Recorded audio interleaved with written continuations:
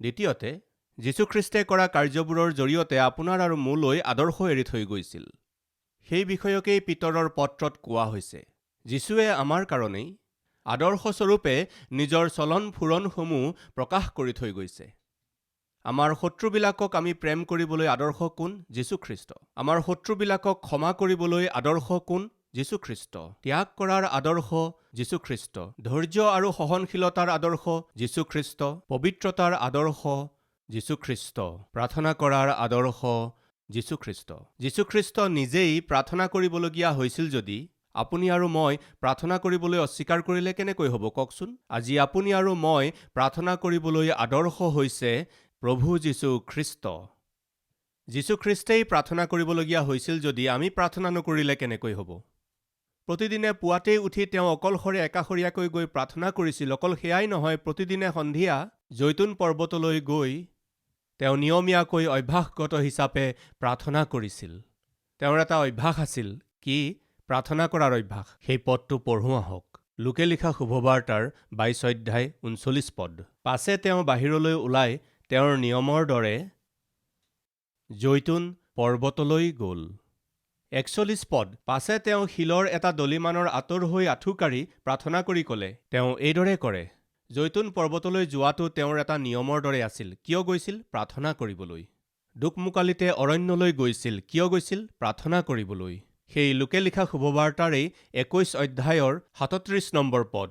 সেই সময়ত তেওঁ দিনৌ ধৰ্মধামত উপদেশ দিছিল।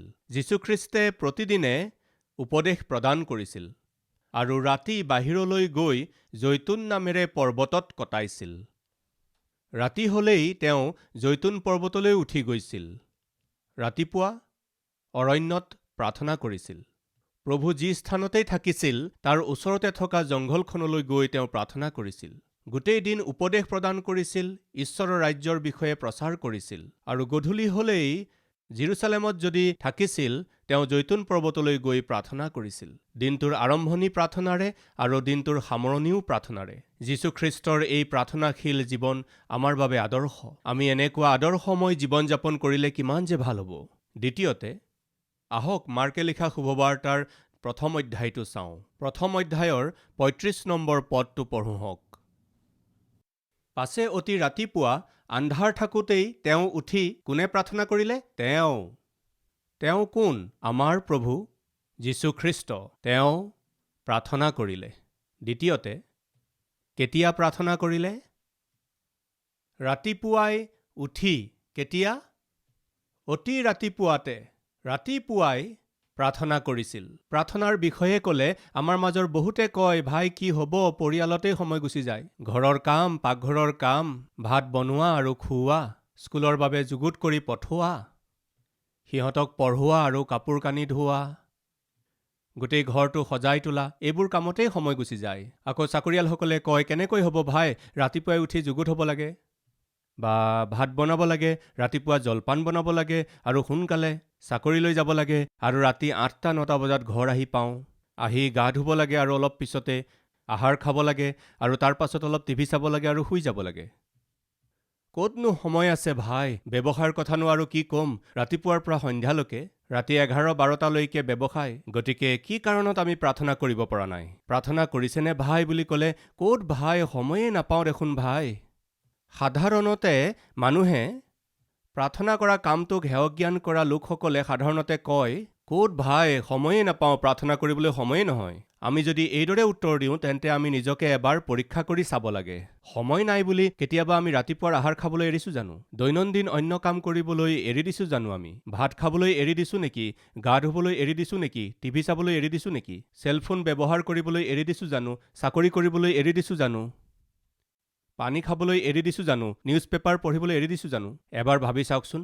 যিমান ব্যস্ত হ'লেও আমাৰ দৈনিক জীৱনত প্ৰতিদিনে কৰা আমাৰ দৈনন্দিন কাৰ্যবোৰ চলিয়েই থাকে। সময় নাই বুলি কোনোবাই ৰাতিপুৱা আহাৰ নকৰাকৈ বাহিৰলৈ ওলাই যাব জানো? সময় নাই বুলি দৈনন্দিন কৰি থকা কামবোৰ নকৰিব জানো? টাইম নাই বুলি কোনোবাই ব্ৰেকফাষ্ট নোখোৱাকৈ থাকিব জানো? সকলো কামৰ কাৰণে সময় আছে। কিন্তু প্ৰাৰ্থনা কৰিবৰ কাৰণে সময় নাই বুলি যদি কৈ আছে তেন্তে অনুগ্ৰহ কৰি মন কৰিব, আচলতে সময় নোহোৱা নহয়, প্ৰাৰ্থনা কৰিবলৈ মনহে নাই।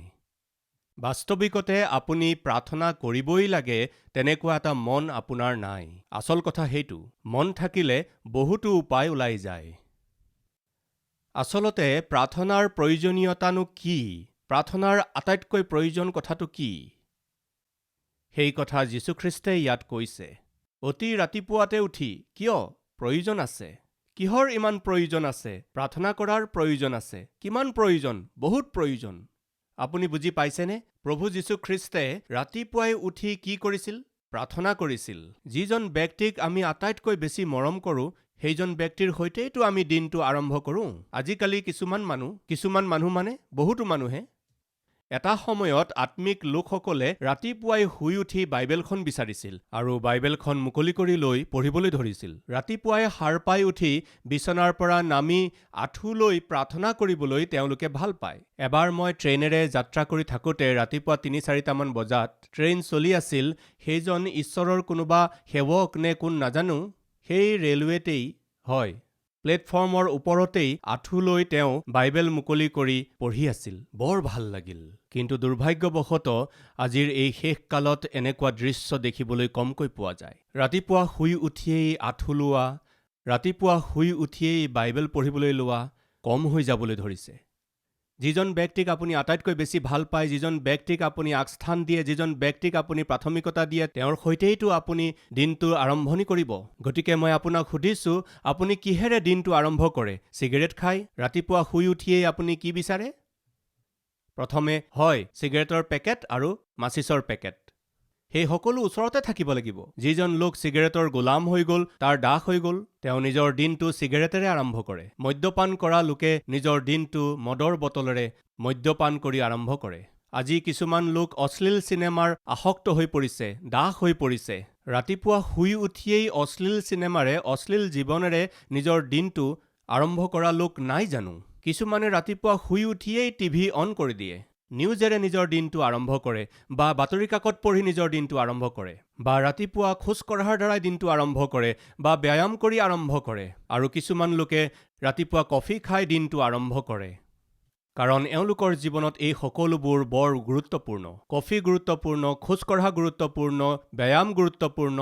চিগাৰেট, বিড়ি, মদৰ বটল, চেলফোন, অশ্লীল চিনেমা বা নিউজ। যদি আপুনি আত্মিক লোক হয়, আপুনি নিজৰ দিন কেনেকৈ আৰম্ভ কৰিব জানেনে?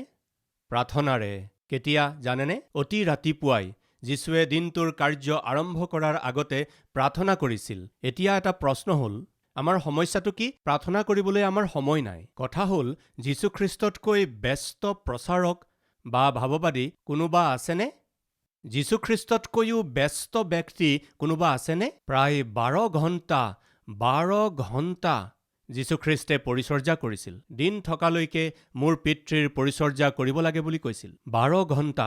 বহু সময়ত আহাৰ কৰিবলৈকো যীশুখ্ৰীষ্টৰ সময় নোহোৱা হৈছিল। কিন্তু মন কৰিব, যীশুখ্ৰীষ্টে কি কৰিছিল জানেনে? দিন আৰম্ভ হোৱাৰ পাছত প্ৰাৰ্থনা কৰিবলৈ অসুবিধা হ'ব কাৰণে তেওঁ সেই দিন আৰম্ভ হোৱাৰ আগতেই, অতি ৰাতিপুৱাতে আন্ধাৰ হৈ থাকোঁতেই তেওঁ শুই উঠি প্ৰাৰ্থনাৰ কাৰণে, কোনো যাতে বাধা নহয় তাৰ কাৰণে তেওঁ নিজৰ প্ৰাৰ্থনাৰ জীৱনটো ৰক্ষা কৰিলে।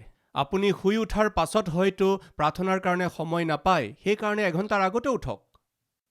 আগতে যদি 6 বজাত উঠিছিল, এতিয়া 5 বজাত উঠক। দিনটোৰ প্ৰথম ঘণ্টাটো ঈশ্বৰক দিবলৈ চেষ্টা কৰক। আগতে যদি 5 বজাত উঠিছিল, এতিয়া 1 ঘণ্টা আগতে উঠক।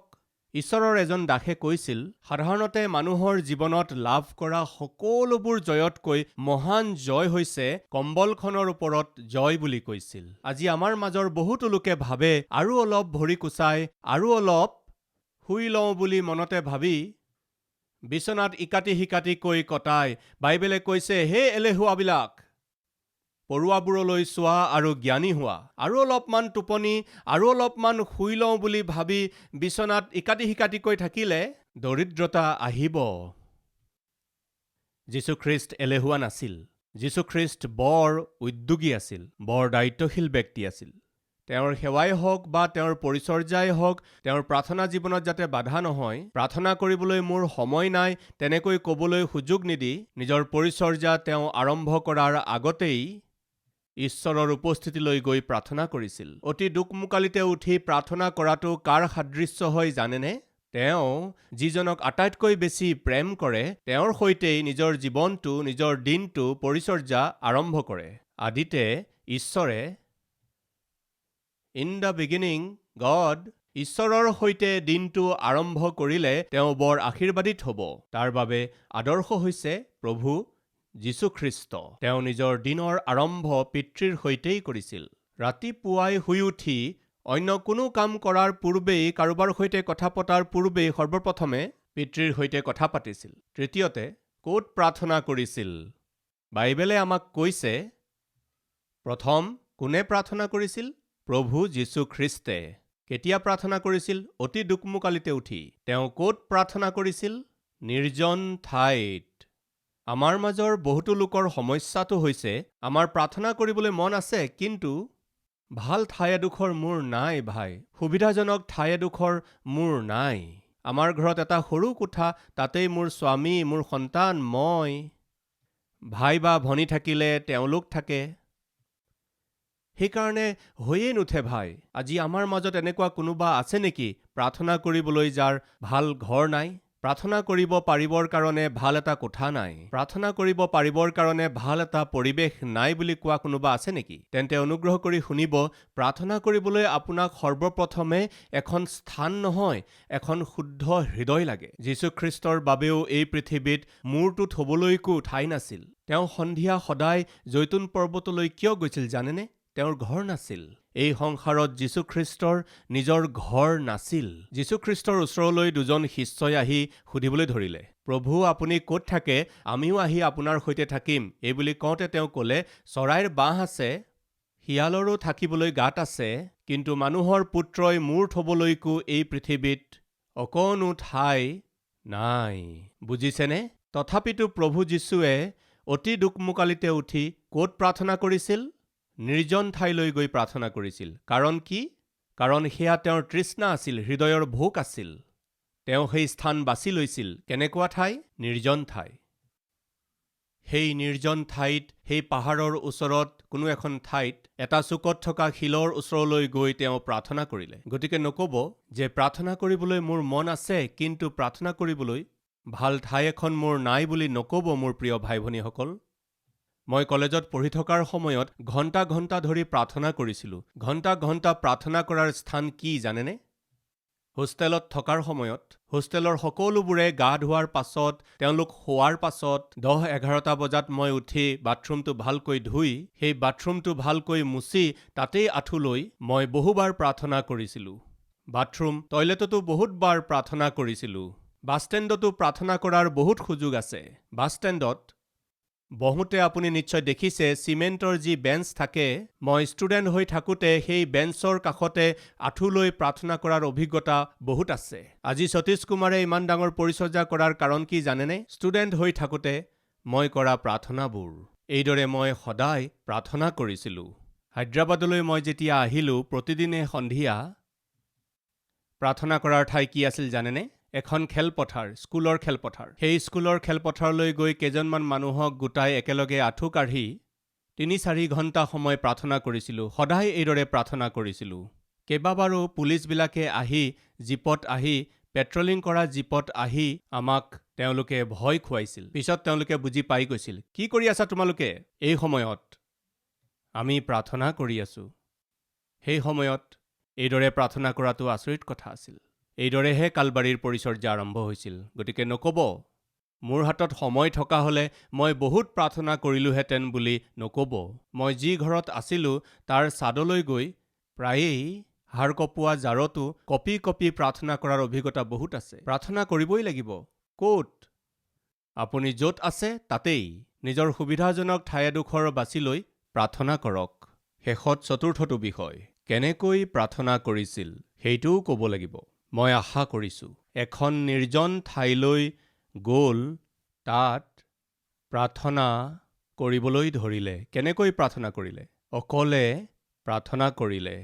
শিষ্যসকল থকাটো 12জন শিষ্যৰ 11জন লগত থকা স্বত্তেও 3জনক লগত লৈ গৈছিল আৰু তেওঁলোকক ক'লে তোমালোকে ইয়াতে ৰৈ প্ৰাৰ্থনা কৰা বুলি কৈ এটা লদা দলিওৱামান বাট গৈ নিৰ্জনতাত প্ৰাৰ্থনা কৰিলে। যীশুখ্ৰীষ্টে নিৰ্জনতাত প্ৰাৰ্থনা কৰিলে। পাৰিবাৰিক ৰূপে প্ৰাৰ্থনা কৰা বৰ ভাল কথা। মণ্ডলী হিচাপে প্ৰাৰ্থনা কৰাটো তাতকৈও ভাল কথা। পৰিচৰ্যাত প্ৰাৰ্থনা কৰা, সেৱকসকলৰ সৈতে প্ৰাৰ্থনা কৰা, বহুত লোকৰ সৈতে প্ৰাৰ্থনা কৰা বৰ ভাল কথা। কিন্তু এই সকলোবোৰতকৈ শ্ৰেষ্ঠ হৈছে নিৰ্জনতাত কৰা প্ৰাৰ্থনা।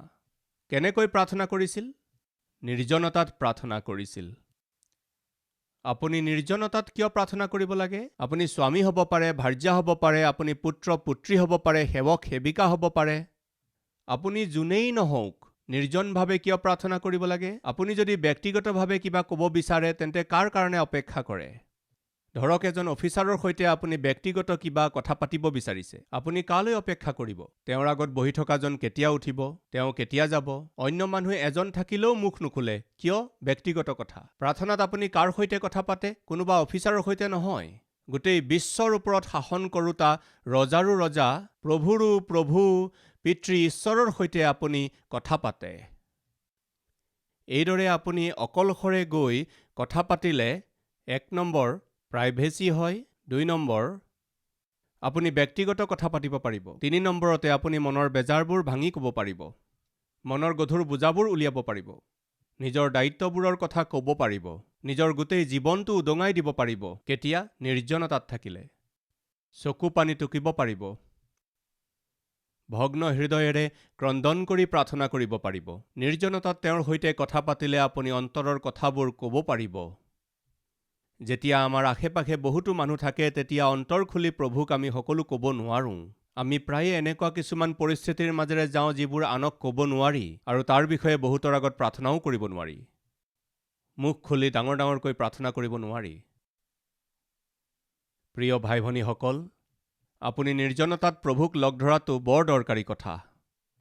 এইদৰে নিৰ্জনতাত প্ৰভুক লগ ধৰিলে পোৱা আৰু এটা আশীৰ্বাদ হৈছে ব্যাকুলতাৰ পৰা বাচি থাকিব পাৰি। খেলিমেলিবোৰ নাথাকিব। প্ৰভুৰ সৈতে বাধাহীনভাৱে আপুনি কথা পাতিব পাৰিব। সাধাৰণতে আমি যেতিয়া পাৰিবাৰিক প্ৰাৰ্থনা কৰোঁ তেতিয়া দেখিবলৈ পোৱা এটা বাস্তৱিক কথা কি আছে? প্ৰাৰ্থনা সোনকালে শেষ কৰিম বুলি ভবা লোকসকলে অলপ সময় প্ৰাৰ্থনা কৰিয়েই সামৰণি মাৰে। সোনকালে প্ৰাৰ্থনা শেষ কৰিলে আমাৰ ল'ৰা-ছোৱালীবিলাকেও বৰ ভাল পায়। মোৰ ল'ৰালি কালত যেতিয়া গোটেই পৰিয়ালে মিলি একেলগে প্ৰাৰ্থনা কৰিছিলোঁ আৰু বৰমাই আগ ধৰিছিল, তেওঁৰ নাম ডক্টৰ কল্যাণী। গোটেই দিনটো ডাক্তৰী দায়িত্ব পালন কৰি আহি ডাক্তৰ হিচাপে চিকিৎসা কৰি সন্ধিয়া হওঁতে তেওঁ আমাক সকলোকে বহুৱাইছিল। আমি সকলোৱে বহিবই লাগিছিল। ৰাতিপুৱা হস্পিতাললৈ গ'লে সেয়া ৰোগীয়েই হওক বা লগৰ ডক্তৰ বা কম্পাউণ্ডাৰ হওক, তেওঁলোকেও প্ৰাৰ্থনা কৰিব লগা হৈছিল। হস্পিতালত সন্ধিয়াও প্ৰাৰ্থনা কৰিব লাগিছিল। সেইবোৰ সকলো কৰি আহি ঘৰত আমাক সকলোকে বহুৱাই লৈ প্ৰাৰ্থনা আৰম্ভ কৰিছিল। আপুনি বিশ্বাস কৰক, 1 মিনিট বা 2 মিনিট বা 4 মিনিট বা 20 মিনিট নহয়, প্ৰত্যেকৰে কাৰণে প্ৰত্যেকৰে নাম লৈ লৈ প্ৰাৰ্থনা কৰি থাকে। কেতিয়া শেষ হ'ব, কেতিয়া শেষ হ'ব, কেতিয়া শেষ হ'ব, এইদৰে আমি ইংগিত দিছিলোঁ। কাৰণ আমি প্ৰাৰ্থনাৰ মূল্য বুজা নাছিলোঁ। প্ৰাৰ্থনাৰ প্ৰতি আমাৰ শ্ৰদ্ধা নাছিল। কেতিয়া প্ৰাৰ্থনা শেষ হ'ব সেইটোৱে চিন্তা। আপোনাৰ পিতৃ-মাতৃয়ে বৰ দায়িত্বশীলতাৰে, বৰ আন্তৰিকতাৰে পৰিয়ালৰ বুজাবোৰ নিজে বুকিব নোৱাৰি প্ৰভুৰ ওপৰতে সঁপি দিয়া প্ৰাৰ্থনা কৰি থাকোঁতে প্ৰিয় ভাই ভনীসকল, আমনি নকৰিব। আপোনাৰ মা হওক বা দেউতা হওক, একান্তভাৱে প্ৰাৰ্থনা কৰি থাকোঁতে অৰ্থপূৰ্ণ আত্মিকতা দেখুৱাই এক উদ্দেশ্যপূৰ্ণ জীৱন জীয়াই থাকি সাৰ্থকৰূপে প্ৰাৰ্থনা কৰি থকা পিতৃ-মাতৃক বাধা নিদিব। একান্তৰূপে প্ৰাৰ্থনা কৰাটো এক আশীৰ্বাদ। ব্যক্তিগতভাৱে আপুনি ইচ্ছামতে ঈশ্বৰৰ সৈতে কথা পাতিব পাৰে। মন খুলি কথা ক'ব পাৰিব। মনৰ সকলো কথা তেওঁক ক'ব পাৰিব। আপুনি যীশুৰ ওচৰত হাঁহিব পাৰিব। যীশুখ্ৰীষ্টৰ আগত কান্দিব পাৰিব। যীশুখ্ৰীষ্টৰ আগত প্ৰণিপাত কৰিব পাৰিব। নিৰ্জনতাত যীশুখ্ৰীষ্টে কেনেকৈ প্ৰাৰ্থনা কৰিছিল? তেওঁ আঁঠুলৈ প্ৰাৰ্থনা কৰিছিল। ক'ত প্ৰাৰ্থনা কৰিছিল? নিৰ্জনতাত প্ৰাৰ্থনা কৰিছিল। কেতিয়া প্ৰাৰ্থনা কৰিছিল? দোকমোকালিতে শুই উঠি প্ৰাৰ্থনা কৰিছিল। আচলতে কোনে প্ৰাৰ্থনা কৰিছিল? আমাৰ সকলোৰে আদৰ্শ প্ৰভু যীশুখ্ৰীষ্টে। পিতৰৰ প্ৰথম পত্ৰ 2:21। কিয়নো তোমালোক যেন খ্ৰীষ্টৰ খোজৰ অনুগামী হোৱা, এই কাৰণে তেওঁ তোমালোকৰ অৰ্থে দুখ ভোগ কৰি তোমালোকৰ কাৰণে এটি আৰ্হি ৰাখি গ'ল। তেওঁৰ খোজে খোজে যাতে আমি চলি যাব পাৰোঁ। যীশুখ্ৰীষ্টৰ আশা হৈছে আমিও যাতে তেওঁৰ সমান জীওঁ, আমিও যাতে তেওঁৰ সমান জীওঁ। সেয়া কেতিয়া সম্ভৱ? প্ৰভুৰ সমান প্ৰাৰ্থনা কৰিলে, প্ৰভুৰ সমান প্ৰেম কৰিলে, প্ৰভুৰ সমান পবিত্ৰভাৱে জীৱন যাপন কৰিলেহে এয়া সম্ভৱ। কোনে প্ৰাৰ্থনা কৰিছিল, কেতিয়া প্ৰাৰ্থনা কৰিছিল, ক'ত প্ৰাৰ্থনা কৰিছিল, কেনেকৈ প্ৰাৰ্থনা কৰিছিল, এই 4টা বহুমূলীয়া বিষয় আমি প্ৰভু যীশুখ্ৰীষ্টৰ প্ৰাৰ্থনাশীল জীৱনৰ দ্বাৰা শিকিবলৈ পাইছোঁ। আজি আমি এটা ভাল সিদ্ধান্ত ল'মনে? আহক আমি প্ৰাৰ্থনা কৰোঁ।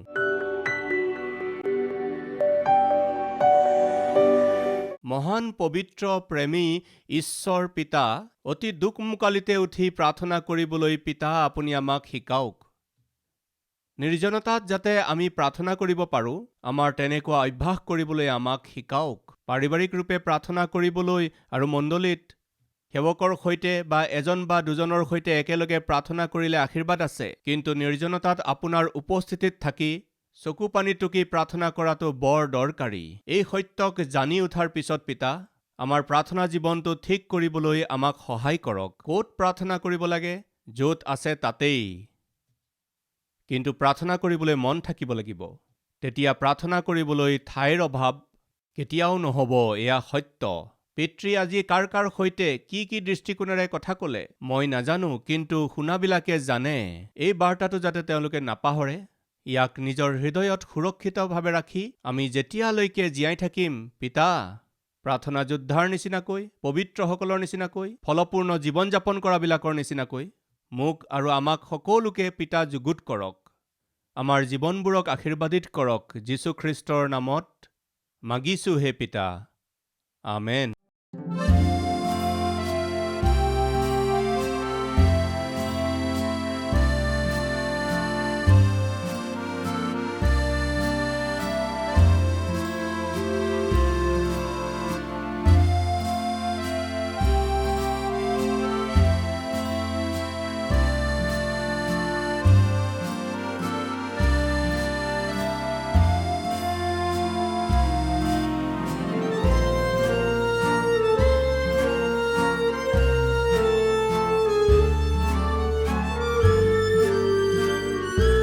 Address Calvary, post box number 30, Kukatpally, Hyderabad 72।